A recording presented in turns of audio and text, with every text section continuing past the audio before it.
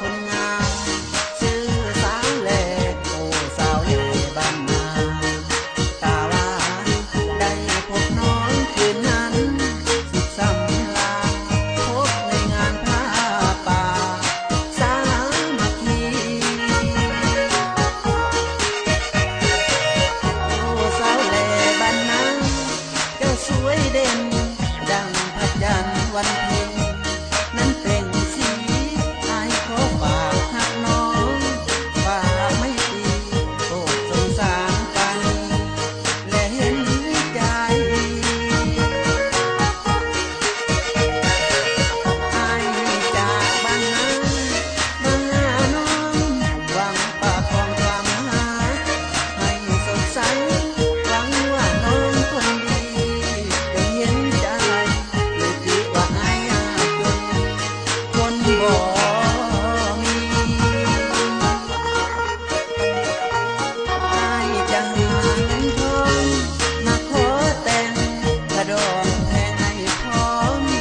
ไปขอให้น้องคนดีตั้งตารอน้องดูรอวันนั้นวันว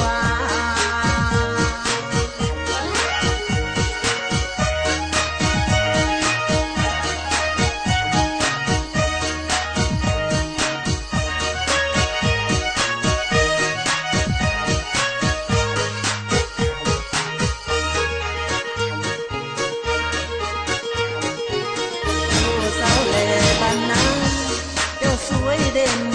ดังพระจันทร์วันเพ็ญนั้นเป็นสีอายขอฝากหักน้องฝากไม่ตีโปรดสงสารปานีและเห็นใจอายจากบ้านนามาหาน้อง